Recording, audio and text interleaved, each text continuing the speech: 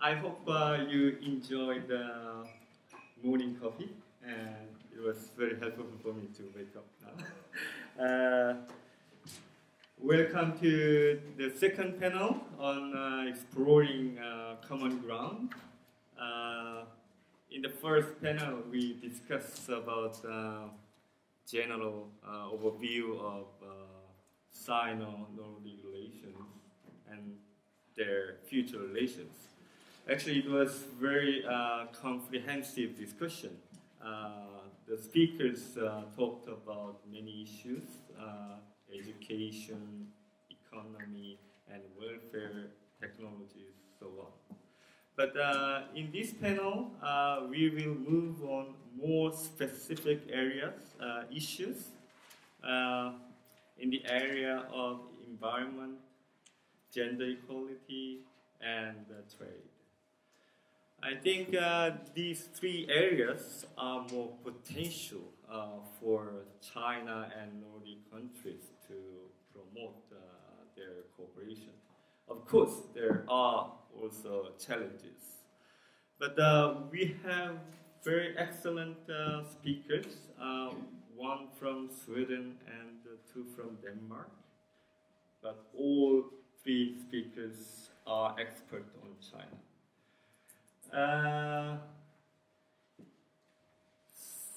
I like to take my privilege to ask all my questions, what I want to know, to all speakers one by one. And I want to invite first speaker, Guoyi Han. He's research fellow and co-leader of Managing Environmental System at Stockholm Environmental Institute, SEI. I know him very well. Actually, he is originally from China, but he moved to Sweden maybe 20 years ago. So too long to not speak Swedish. But standard answer. He knows very well both Chinese situation and Swedish environmental policy. I would say he's the best person to talk about this Sino-Swedish environmental cooperation. And one of his expertise is environmental and social implication of China's transition. So, my first question, we all know Chinese government is putting huge efforts in improving its environmental quality because China is facing many problems and serious air pollution.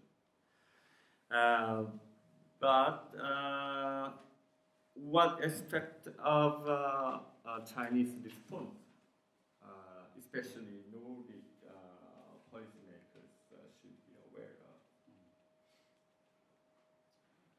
Okay. First of all, thank you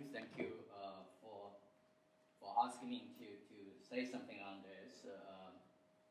Basically, the environment and the development issues about China, how that development is influencing China itself and increasingly globally, is what we do. So it's very hard to give short answers, which I supposed to be for opening remark. I need to be short. Look around the audience. I see that we have blessed with or replaced it with the ambassador. We have another ambassador who I had the honor to see. Two ambassadors. Yes, two ambassadors back in China. So my point is that I assume we have considerable China knowledge in the audience. So there's no need for me to dive into anything in detail. But come back to the question. I think overall, if I paint with a very big brush, I think the one thing, of course, for China is still worth to mention that when you come to the environment development challenges, it is worth to remind us all the basics of that challenge. The basics of in terms of the people, the size of the population, the land, the quality of the land, the speed of the transition that has happened in the past 30 plus years. I think those are foundations. Those are foundations to understand the gravity of that challenge. And it's also the gravity of any solution that now we need to find to address that challenge. I think in terms of the current policy drive that the policymakers in Nordics need to pay attention or be aware of,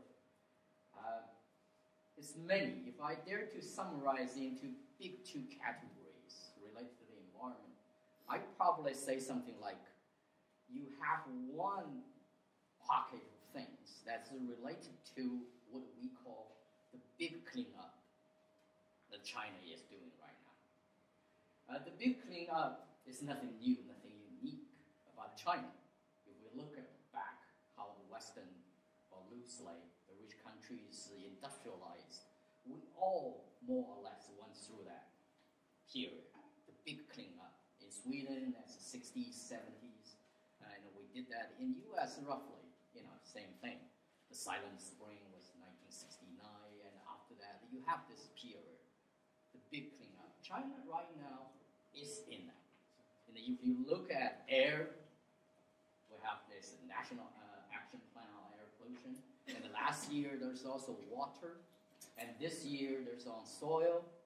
So each of those national action plans, you see massive, massive investment also attached to those to the plan. This big cleanup is one area. It's very much ongoing, very much, understandably, the priority. For those of you who visit Beijing or any other cities in China, you see why that is a priority. The second is an area I label that with this pocket of the green transitions, which is fundamental. It's about the new development pathway. So that's where hopefully later on we can discuss more. It's about how we collaborate, how we mutually learn, because it is something that is really new, that China is in many ways spearheading to develop a new pathway to. So again, I think if loosely it says, if we think about the relationships, thinking about the things that you can wear, one is supporting this big cleanup. The other one is how we can work together to identify this new pathway for a more sustainable future. I think those two broad areas, perhaps that, of course, not to drag this into too much, specific opportunities, challenges in each of those. Okay. We have now new U.S. president. Unfortunately, it seems he's not interested in global environmental issue. Then I think now the Nordic countries and Chinese role are more important in dealing with climate change and other environmental issues. And I know China and the Nordic countries signed the Paris Agreement in December 2015. Do you think, do you see any more opportunities for China and Nordic actors to cooperate with each other? Yeah. Oh, sure. You talk about this humongous climate change agenda that I was during the coffee break talked to one of the friends to say, ever since Wednesday when we battled in storm here, and our mind is actually halfway across the world to deal with another storm, and we don't know quite how to do it. Rather than this one, we know how to do it. Wear boots and shovel snow. But the other one, we don't know what this quite means.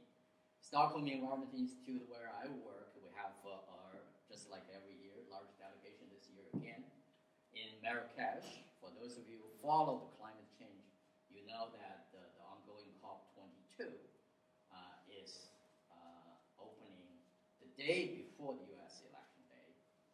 We had a good thing say, how this will stir a lot of discussions in Marrakesh. But back to China, I think in the climate change thing, you could actually, for us watching and researching on climate change challenges, China's response, policy, position on the issue, we have seen a tremendous change in the past 10 plus years. And you see China today is increasingly willing and in fact accepting a more and more leading role in this area, which is not the case, which you back to, even before Copenhagen. And China is still a bit reluctant to say, oh, we are the leader in this. But now it's increasingly. You can see China position itself with that role, although without too much word of explicitly claiming this. But it's increasingly, like to take that role, proud of being that role. I can talk much more about why that is the case. But you can see it is.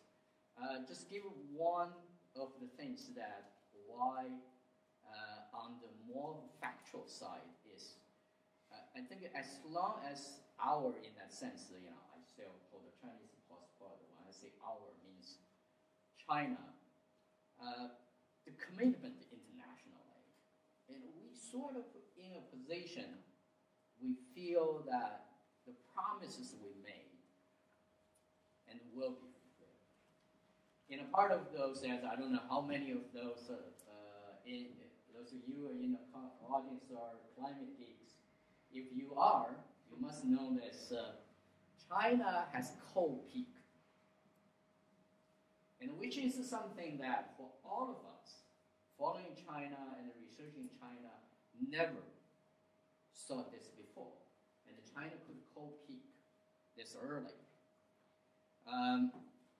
If you watch also this, is right before the G20 this year in Hangzhou, there's an event that President Obama and President Xi handed the rectification signature to his mighty Ban Ki-moon.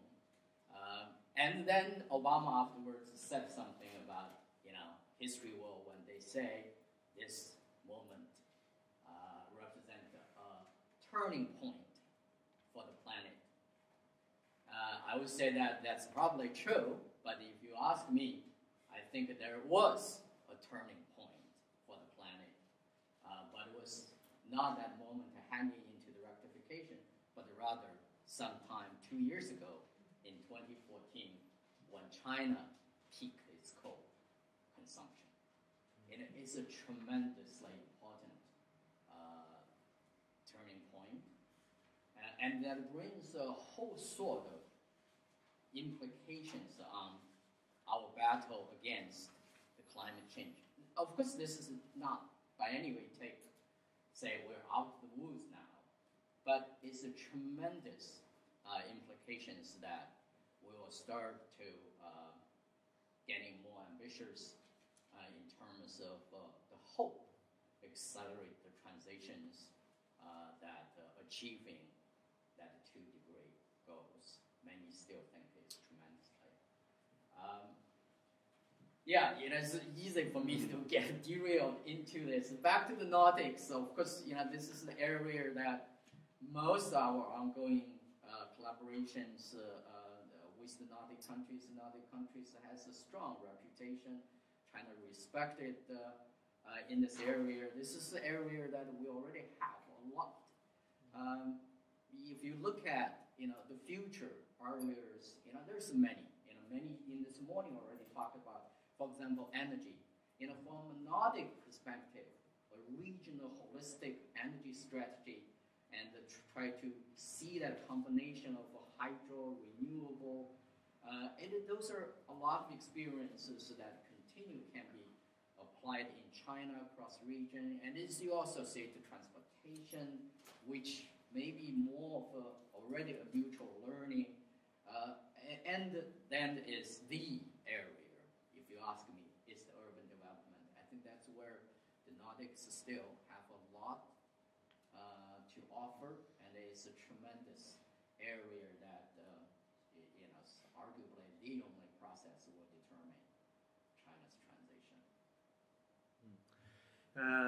Yes, we are now discussing about bilateral Sino-Nordic environmental cooperation, but I'm very much interested in what specific area actually the Nordic countries can contribute to China's transition environmentally sustainable society. Yeah. Again, it is a big question. Of course, the short answer is there are many areas.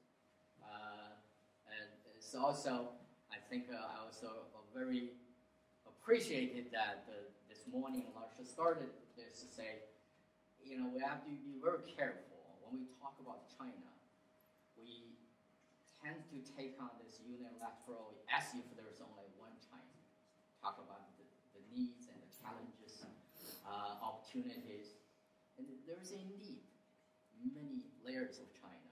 And some of our friends and scholars like to talk about 4 Chinas, 5 Chinas, which is basically mean with a continental size of country. And you have really the differences. So you have almost the developed country look like East Coast.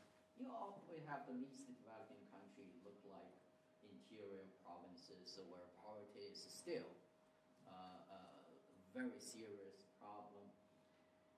So that's set the context to say whatever we're looking bilateral as a region collaborating in China to recognize, take into that regional consideration or regional differentiation or differences into your consideration.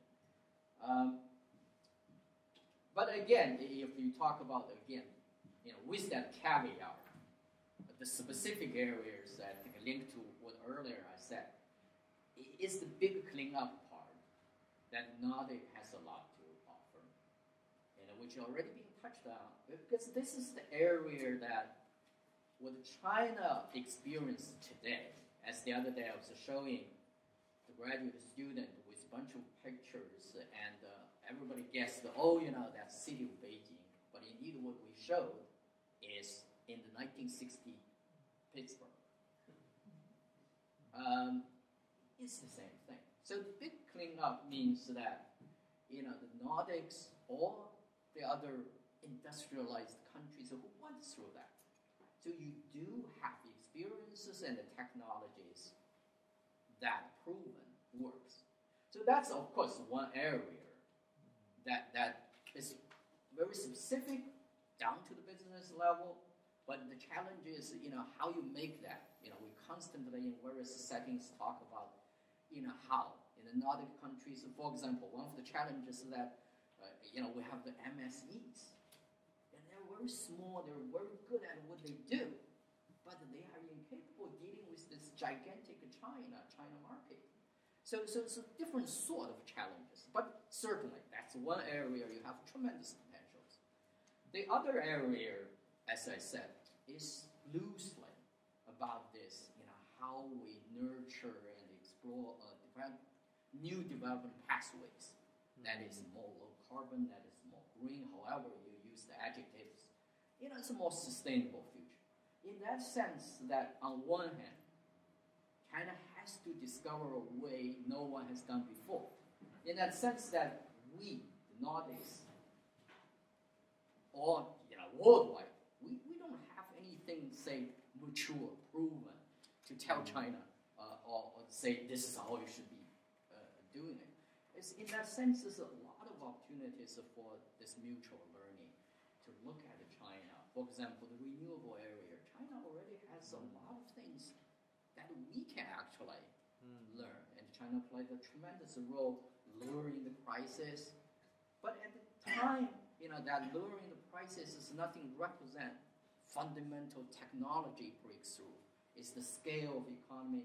But that Nordic probably can come in with, some more in terms of the research of technological innovations.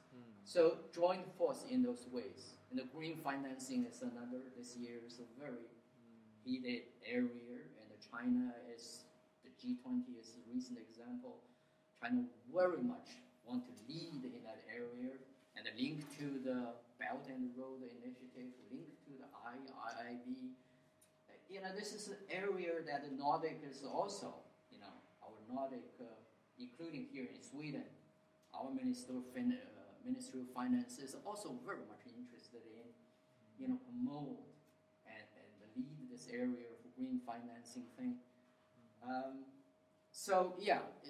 Those areas is all, I think, tremendous potentials. I really like, as you said, mutual learning. Yeah. Actually, so everyone is talking about what lessons and learned from Nordic experience. Yeah. But actually, I believe there is also, when it comes to Chinese experience on this environmental issue, I think its condition and situation is very different. Yes. And then China has also their own experience and knowledge. So I think that mutually each other can help each other. Exactly. Thank you very much for providing your insight. It's very interesting. Thank you very much, and please join. Thank you, Dr. And we have the second speaker from Denmark, Miss Cecilia Nathansen. She is Associate Professor and Senior Researcher at Nordic Institute of Asia Studies, NIAS. She has participated actively in the Sino-Nordic Gender Studies Network and is part of research group on gender and development, and also global interconnections of Chinese labor force. She also knows on Nordic countries, and also she is expert on China, especially gender and labor force areas. So I start with my first question.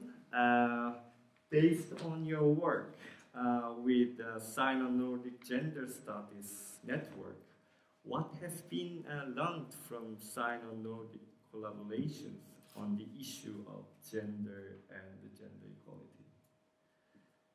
Specifically, what key lessons should policymakers be aware of? Thank you very much for the question. And first of all, thank you for inviting me here. I'm very pleased to be here. I actually have Sweden has a special place in my heart. So I always like to come to Sweden because this is where my parents met each other during the Second World War when they were refugees here. I would not exist had it not been for Sweden. The Sino-Nordic Gender Studies Network. You said kindly that I have been active in it. I have been very active because I was a co-founder of the network. And I'd like to explain what the network is before I move into your question, responding to your question of our experiences and what we have learned. It's a network, as the network says, on gender studies. So it's a network of Nordic and China gender studies scholars. So Nordic gender studies scholars who are working on the Nordic countries, Chinese scholars who are working on China. And it was a network that I set up in 2002 together with a colleague, Wang Chi, who's now working at the University of Southern Denmark. And we set it up because we were both working on China and we were doing field work in China.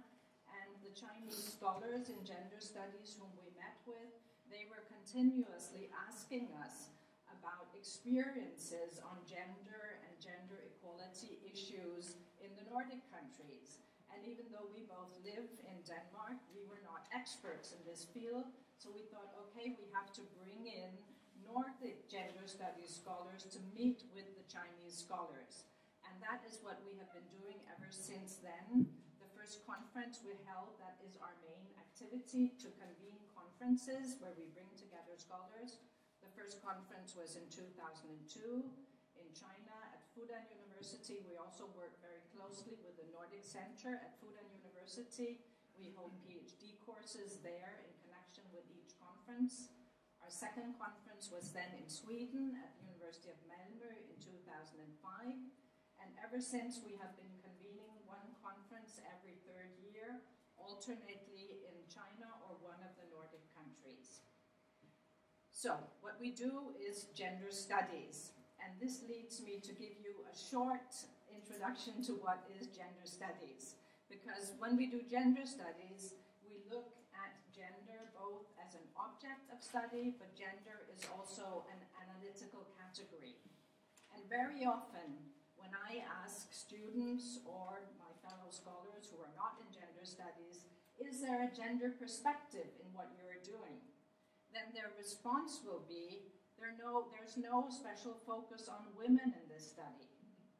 And this is very often, there's an assumption that if you're looking at gender, you're concerned with women.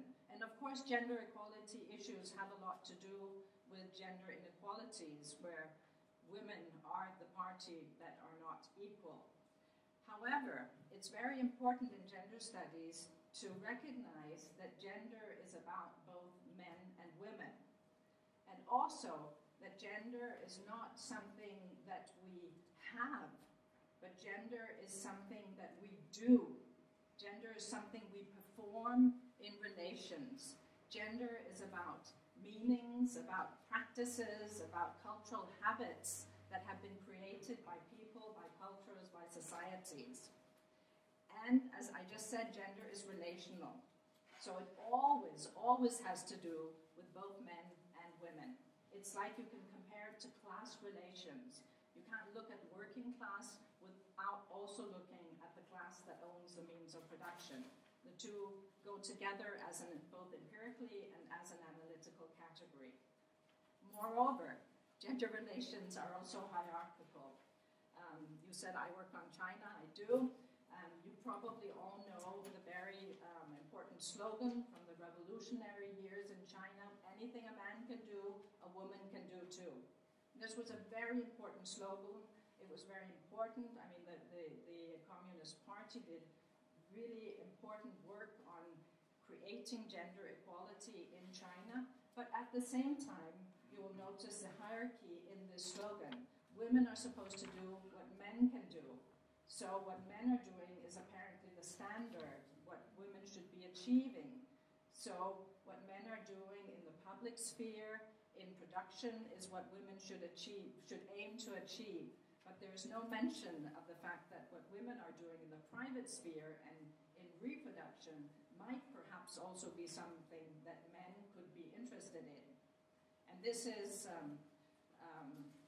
important to take into consideration. Anyway, back to the network. What we have been doing is convening these conferences. On each conference has a different topic: gender and politics, gender and human rights, gender and media was our latest conference in Beijing 2 years ago.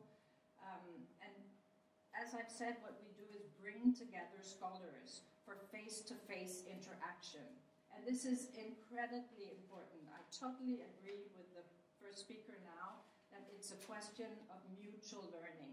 It's not simply the Nordic countries with a very, very prominent gender equality record that have something to teach China. It's a question of mutual learning. And it's a place where scholars can meet up and engage in joint research.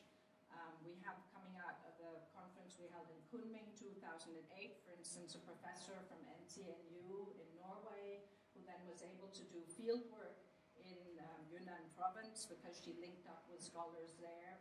We have another professor from Norway who was able to publish a book in Chinese because she linked up with a professor at Shanghai University. We have a professor Guoyi from the Chinese Academy of Social Sciences who linked up with a professor at Lund University. part of a large project on digital China.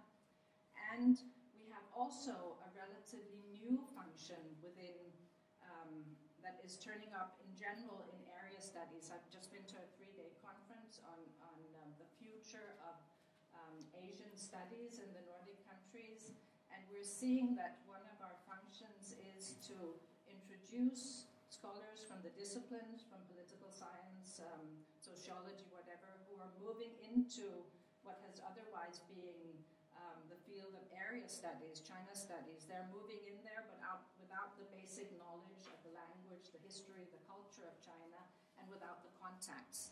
So when they move into gender studies and want to link up with Chinese colleagues, this is also a function of the network, to give them those contacts. Okay, thank you very much. It's actually very good learning, even for myself, to live in Sweden as an Asian man. I know that the gender issue is very important for Nordic countries, especially in the context of their foreign policy. But I think there are quite many similarities, consensus, when it comes to understanding gender issue between Nordic countries and China. But I think there's also very much differences, different values on this issue. And what do you see the future opportunities and challenges between two regions when it comes to gender issue?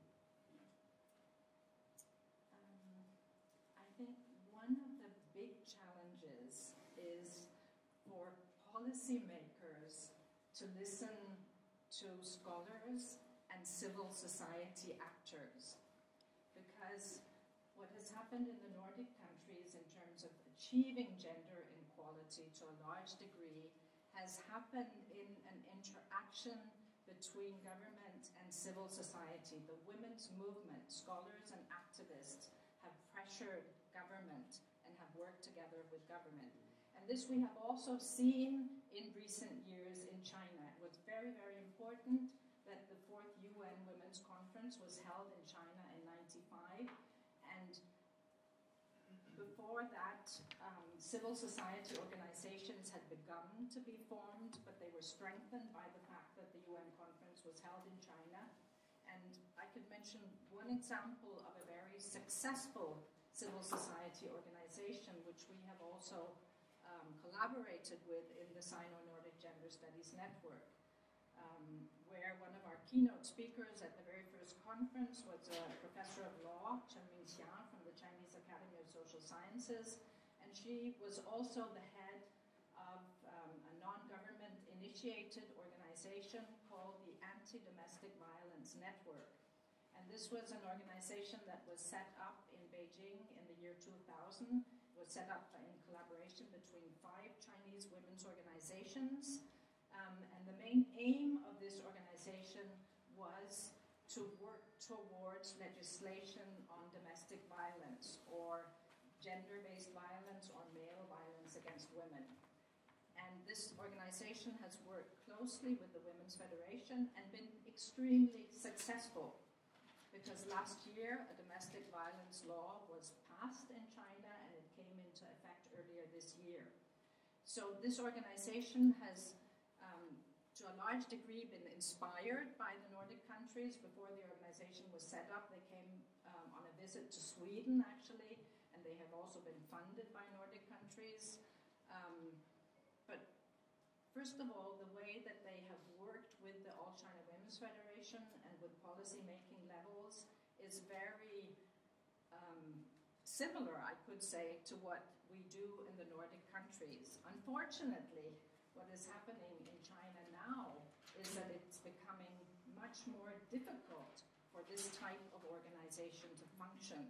So while I agree that it's a question of mutual learning, I think we talk a lot in the first panel about government level, policy level, about business, but civil society, what the two countries can learn and teach each other in terms of engaging with civil society is also very, very important. Thank you very much for your very interesting speech. And please join me with your hand. Thank you very much. Thank you. And we have the last speaker, also from Denmark, Dr. Høyrup Christensen. Maybe my pronunciation is not I'm kind of used to that, so thank you. But he's assistant professor at the Copenhagen Business School. He served as an advisor on the Chinese affairs from the Confederation of Danish Industry, DI. And he represented DI in Brussels at Business Europe's working group on China.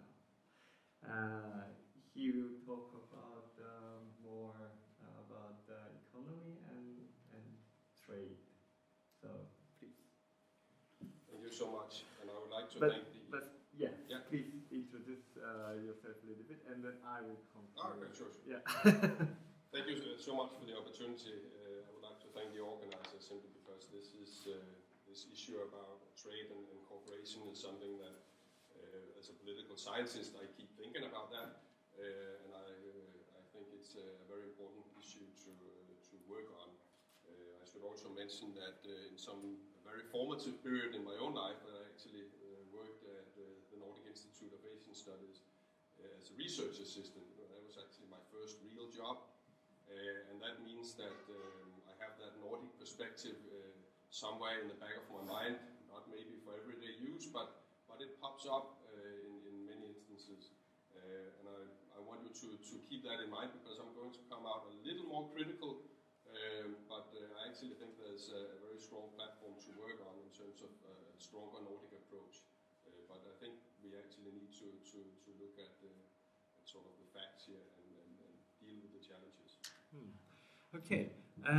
My first question is, I know Denmark has signed a comprehensive strategic partnership agreement with China and developed comparatively warm relations with Beijing, especially among these Nordic countries.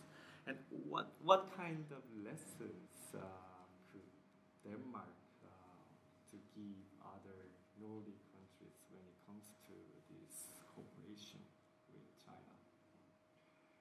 Well, in order to understand what actually went on and therefore also what can we learn or how can we maybe use some of these ideas, it's of course somewhat troublesome that we don't really know why we ended up in a strategic partnership with China. We can of course point to some important issues. The Nordic flavor is obviously of importance, but that doesn't explain why Denmark was picked. It probably has something to do with the membership of the European Union, NATO, also Greenland and the close contacts between Denmark and the US. But we are a bit uncertain here. Anyway, this happened in 2008, and this was of course at a point where in many ways those of us working on China had always been sort of envious of Sweden, for instance. In the 90s you drew up a whole China strategy. I think we're talking about 3 books or something, very comprehensive stuff, and we were so far from doing that in Denmark. But anyway, we end up in this strategic partnership, which is about a lot of these Nordic issues here. Clean energy, environment, and then it's about education and research. And it's an open platform, so we can discuss and add new topics, and that's going on continuously. What we also did, this of course means a lot of political attention and a lot of exchanges. And we've been using that to also draw up some growth market strategies in Denmark. We did that in 2012. And that was also kind of important in the sense that we, at least in the Danish context, we came up with some new innovations in how to do, for instance, trade promotion or building stronger relationships there. For instance, we asked our sector ministries, Ministry of Environment, Ministry of Health, to draw up export promotion strategies. and actively participate in that, in this kind of trade promotion. And that was actually a new thing in the Danish context. At the same time, we also ended up in a situation where trade promotion was normally done by the Minister of Foreign Affairs, but at this point, the Minister of Foreign Affairs was basically split up in almost 4 different ministries. Sort of the classic Minister of Foreign Affairs, a European minister, a Minister for Development, and also a Trade Minister. And the last point is important here, because I think that's also something that we can relate to the Nordic situation. Once we had a Minister of Trade, we actually had an opportunity to put a lot of emphasis, especially on Chinese relations. This was Pia Olsen Dyhr. She served for a couple of years, and in that period, I think she met the former Minister of Trade in China, Jian Ming, 4 times or something. So very close relations. And the fact of the matter is that as a Minister of Trade, there's hardly any policy to do, because that's all in Brussels.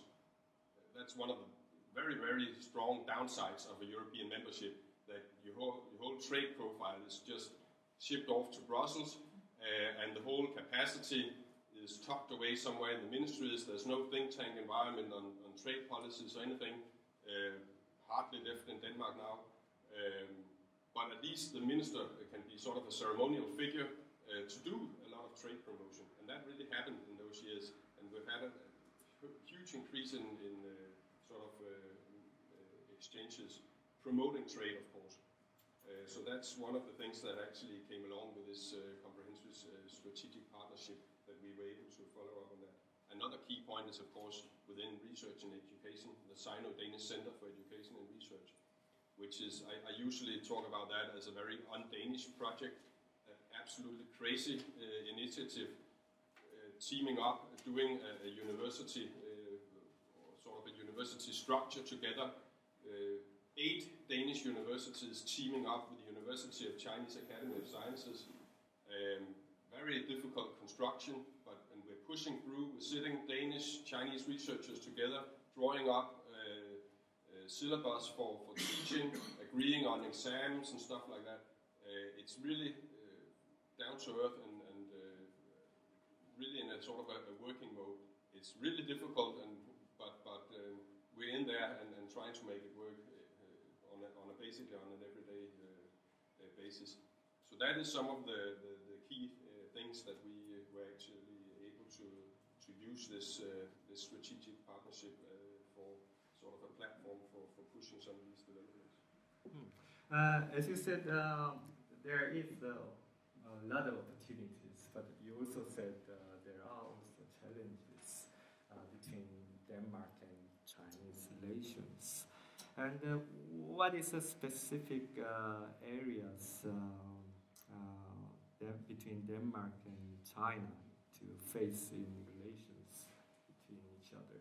And then what are obstacles, particularly for Chinese companies in establishing themselves in the Nordic region? To start with the last question, I would say that now Chinese companies are basically facing what Danish and Nordic companies have been facing in China for at least 25 years.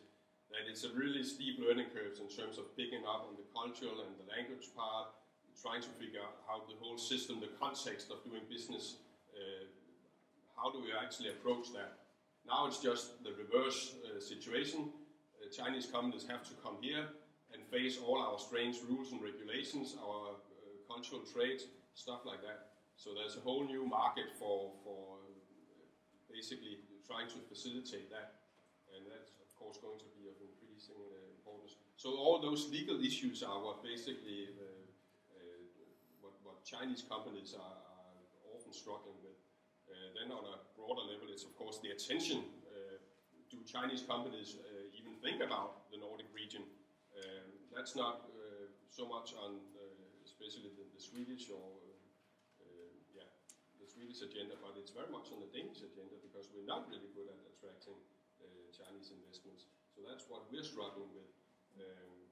But in terms of sort of the wider struggles or the wider obstacles, especially from a Danish perspective, I would would say that the main issue is basically this gap in core values. We haven't talked so much about this, but the fact that Norway is in the diplomatic deep freezer because of a difference in core values is absolutely crucial to understand and acknowledge. And from a Danish perspective, this becomes even more important because we are really so far in our collaboration with a strategic partnership, with a university collaboration, with trade. We have 500 Danish companies out there, which is a lot for a small economy. Small and medium-sized enterprises getting in there, trying to make this work.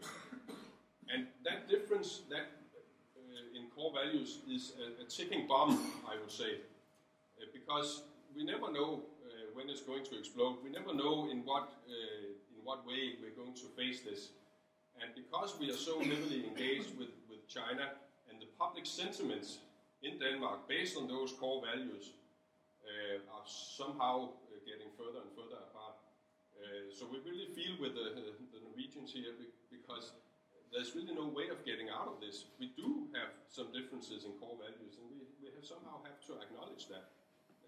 And we do face this contradiction of this heavy engagement combined with public sentiments.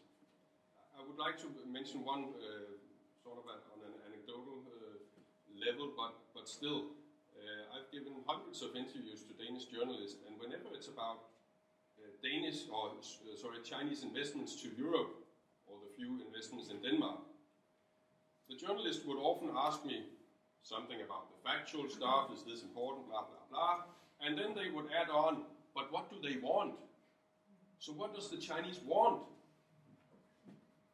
And I think that's basically the only country, except maybe from North Korea or whatever, where it would actually make sense for a Dane, based on those core values and that sort of image of China, to ask that kind of question. If it was an American company doing, we would know exactly what they wanted to do. And I usually basically answer, well, they want to be stinking rich like the rest of us. And that's the point here. But we seem to have this image of a sort of a communist hive mind or something very suspicious. And we have those two images of Chinese that on the one part they are extremely smart and capable, and we're very fascinated by what they can do and what they have achieved. But on the other hand, we have this, we're sort of not sure how are they working together or in what way. And that is an obstacle. Not knowing the basics of it all becomes something about national interest, whereas most of the Chinese trade initiatives is of course of commercial interest. Why would you do it? Of course you can think about long-term Chinese interests and stuff like that, but there's always that commercial aspect, which is of course the most crucial. And in 9 out of 10 incidents, that's of course driving the whole show. So we are faced with that obstacle of not sharing core values, to be honest, and settling that between our governments and our publics. That's actually quite challenging. It's very interesting, actually. I think it's not only the Danish case situation, it's also relevant to all Nordic countries. Actually, it's also something related to my institute's work, because we are sometimes working with North Korea. Yeah. Some similar problem. Let's talk about That's the next thing. You would have to put on a question mark, exploring common ground. But thank you very much, Dr. Nis. It's very interesting speech. I took all my privilege. I asked all my questions. Now I open a Q&A session with everyone. If you have any question, remarks, or comments, just please raise your hand. Oh, yes.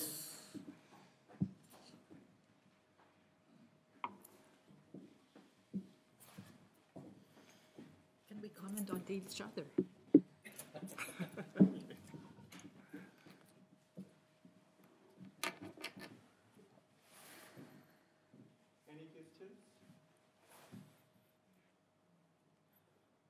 were overwhelmed. Maybe I can start because I promised to be a little critical, and I don't think I was that critical.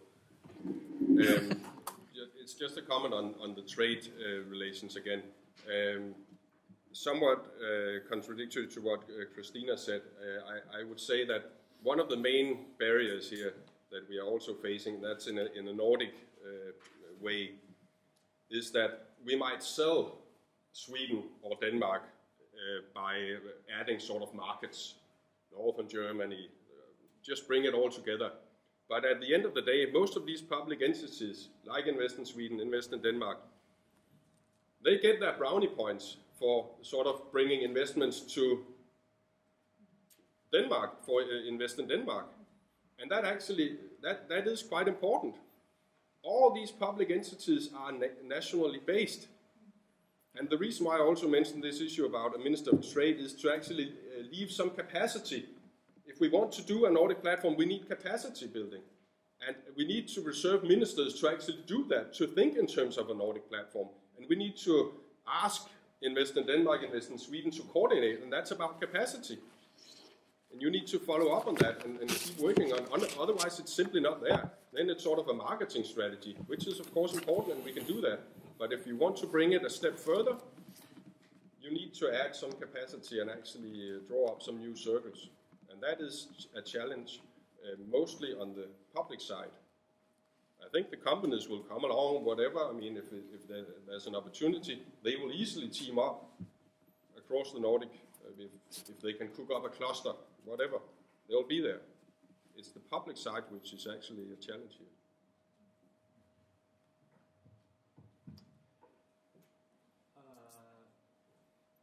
If you have no questions. Well, I actually was talking about core values, and you can hear me anyway, but I think talking about core values, I think it's absolutely essential, and I think we all sort of touch upon that in a sense. Look at cybersecurity, of course. When you look at one of the reasons we have huge problems dealing with cybersecurity is that from a Nordic point of view or Western European, we look at security in individual.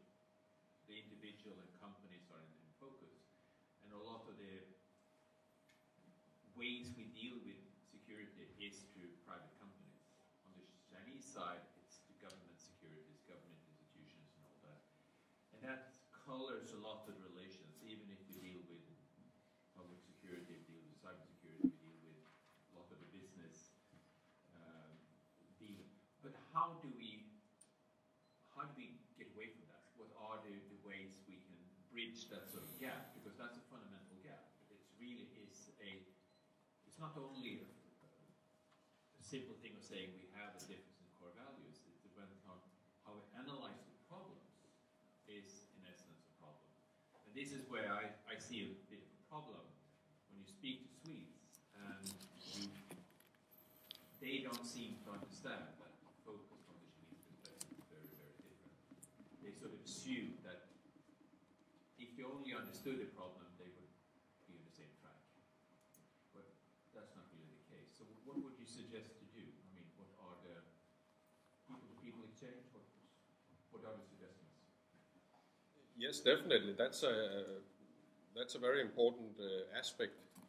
I don't think we can settle the issue of core values, or we're not going to create any new core values just by meeting up, but we can definitely learn to navigate in this and be aware of it and find ways to deal with that. And that's why I basically think that the best China strategy that we can do in any Nordic country is basically about investing in education. It's not about trade promotion or whatever it might be. It's about learning about China in schools and in high school and in universities. And right now, there's a lot of initiatives in Denmark. We're struggling to find the right sort of balance. Especially languages are under huge pressure because it's expensive to educate people fund language studies. And even as a very small trading nation, we haven't found a way to deal with that, which is absolutely embarrassing.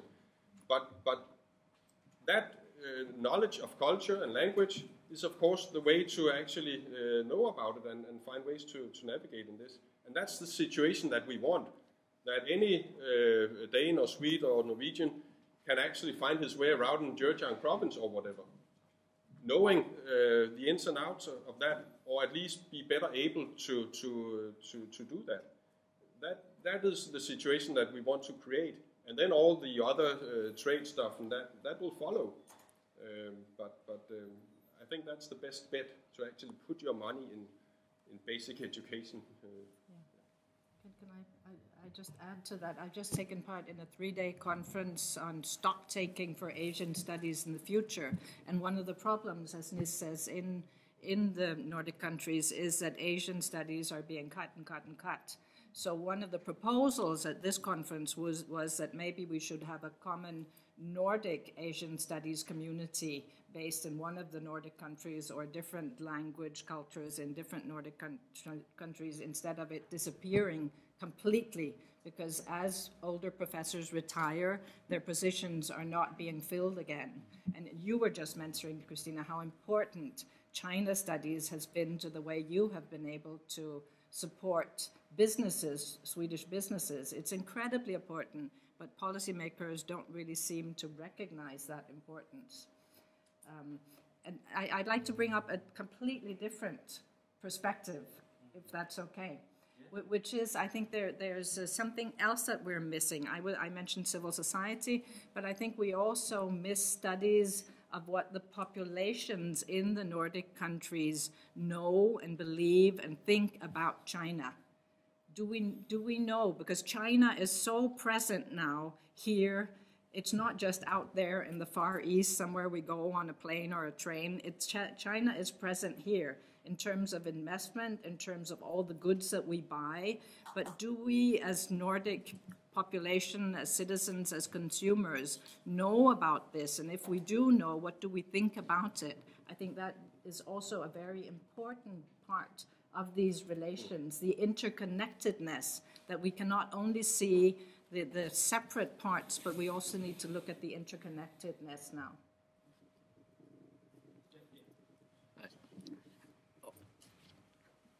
On that core value question, I don't think I have much to add to. I completely agree with Nis and Christina on the importance of this is in our lay people languages. The only way is you need to get to know each other better.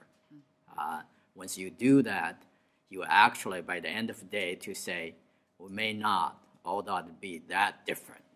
We may at different stages, but fundamentally, we're actually. The other thing is one specifically about China. I think sometimes I, as an observer, and as we call ourselves a China watcher, I found is that lack of, at times, because being critical is absolutely needed, but having a balanced view is also important to handle this core value issue.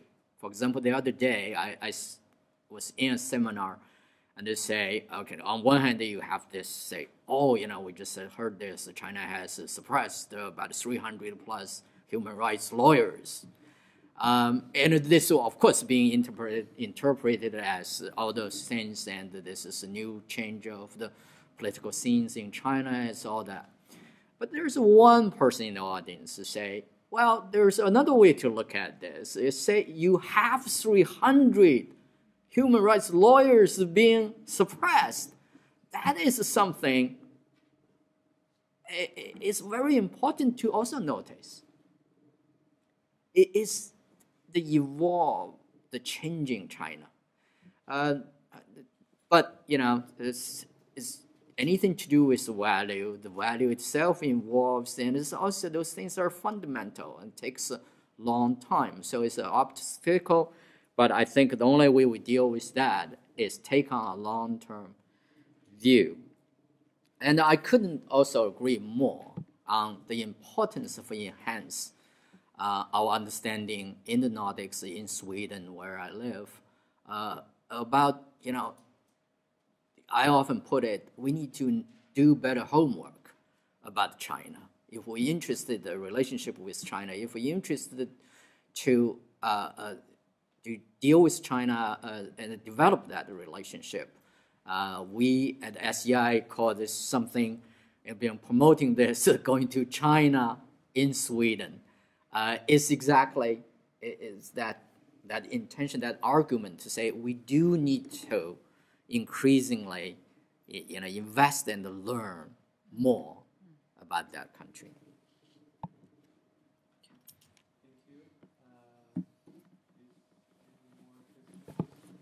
I could just add to one thing that you say, that it's important that we learn more about China, but it does not have to do only that we have to love China, but No. we have to handle China, Exactly. no matter what we No. think about China. Exactly. And that is, I think, the most important thing.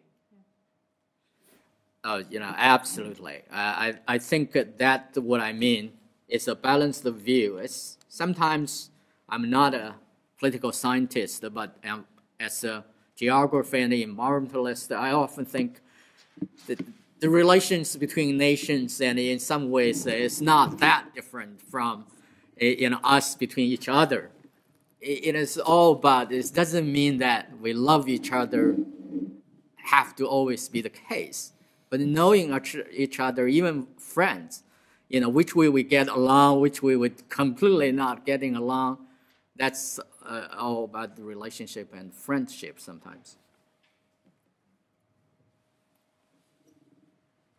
Hi, can everyone hear me? Is it on? Yeah, if you could please elaborate on this question of civil society and NGOs in gender equality, academic research and exchange. If you mentioned that it's become more difficult for civil society organizations in China, does this have any impact on your exchange and on your work? Thank you. Thank you for that question.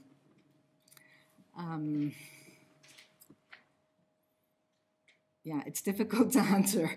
I think your main question was, does it have an impact on my work as a researcher? I have been doing research for the past more than 10 years on what I prefer to call non-government initiated organizing, what you would usually call NGOs, but I think the important thing in China is that they're non-government initiated, and then they work very closely with the All China Women's Federation and with party state organizations.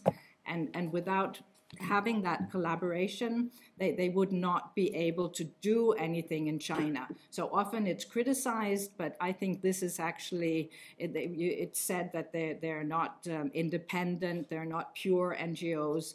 I think it's a misunderstanding, because if they wanted to have any achievements in China, there has to be that collaboration with the party state. That's actually their strength. So what I think is happening, it's very difficult to say, because as you probably know, there's this new NGO law. So I think actually one way of interpreting what's happening is that the party state is excluding itself from that collaboration, which also has involved a third actor, which is foreign development aid agencies, both private and governmental. So it's been those three entities, the activists that started from the bottom up, collaborating closely with, on the one hand, party state, and on the other hand, foreign aid providers. And I'm afraid that very productive collaboration might no longer be possible, or at least the possibilities are being narrowed. And in terms of my own research, which is, I mean, it's much more important what the effect actually is in terms of the gender equality work that's being done in China. But for foreign researchers, it's also becoming more difficult to engage with the bottom-up activists. I think not only areas we are now talking about environment, gender equality, and trade technologies. I think there are also more other potential areas between China and Nordic countries to develop their relations and promote more cooperation. But I think in general, Nordic countries are leading actors in promoting soft power, and they know quite well how to push or use soft power strategy. And China is also very much interested in how to develop their soft power. I think always differences are stimulating our discussion and interest between each other. But I think a more important thing is, as I mentioned in the welcome remark, it's good to focus on more potential areas first. And then as a starting point, we can look more difficult and sensitive issues later. I think this is the best way to find the way ahead in the future. I think thank you very much all of our excellent speakers and audiences. Thank you very much everything and everyone. I look forward to seeing you very soon when you have the next event. Thank you very much. Thank you.